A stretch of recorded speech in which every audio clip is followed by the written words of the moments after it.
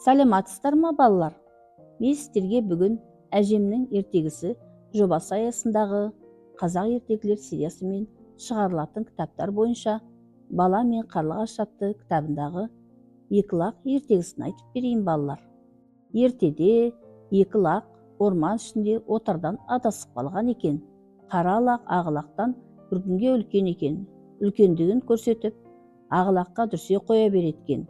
Ақ лақ, сен ақымақсың, қанеки отарды тап деп сүзіп кет қалады. Ақ лақ болса жәбірленсе де үндемей ойланып, ар ойланып, бер ойланып қара лаққа: сен менің айтқаныма көнетін болсаң, екеуміз де тірі қаламыз, өлмей дейді. Өлмей деген сөзді естіген қара лақ қорыққаннан келіседі ақ лаққа. Екеуі келе жатады. Келе жатқанда алдыларынан түлкі шығады.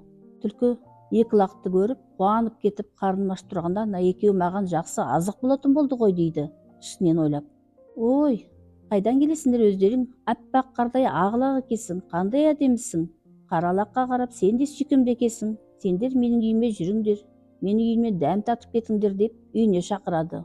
Ақ лақ болса: жоқ түке, бізді қонаққа қасқыр шақырып қойған екен. Сол қасқырдың қонаққа шақырған жеріне бара жатырмыз. Қазір кешігіп қалсақ, қасқыр ренжіп жүрер дейді. Қаласаңыз, сіз де жүріңіз бізбен бірге дейді түлкіге. Түлкі ойбой деп қасқырды естіген соң, түлкі қорыққаннан жоқ, өздерің бара беріңдер деп қаша жөнеледі. Ал енді ақ лақ пен қара лақ өз жөндерімен кетіп, бір төбе асқанда алдыларынан қасқыр шығады. Қасқыр: өй, мен сендерді жеймін дейді. Ақ лақ тапқырлық танытып: қасеке, бізді анау түскі асқа арыстан шақырып қойып еді. Арыстанның асын жеп қойғаныңызды біліп қойса, арыстан сізге ренжіп жүрер дейді. Деген соң, қасқыр арыстанды естіген соң: ей, өздерің жөндеріңмен кете беріңдер, бар кетіңдер деп қасқыр өз жөнімен кете барады.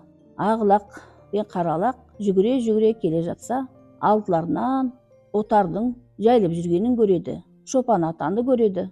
Қуанғаннан екеуі жүгіріп келіп отарға келеді. Шопан ата болса ақ лақты құшақтап көтеріп алып, кеудесіне басып: ақ лағым, ақылдым, сені ақымақ деп жүрген адамның өзі ақымақ деп басынан сипап, кеудесіне басып еркелеткен екен балалар.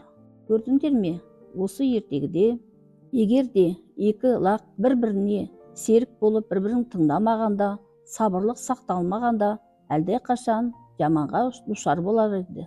Аман сау отарына жетіп, өзінің мекенін тапқан екен балалар.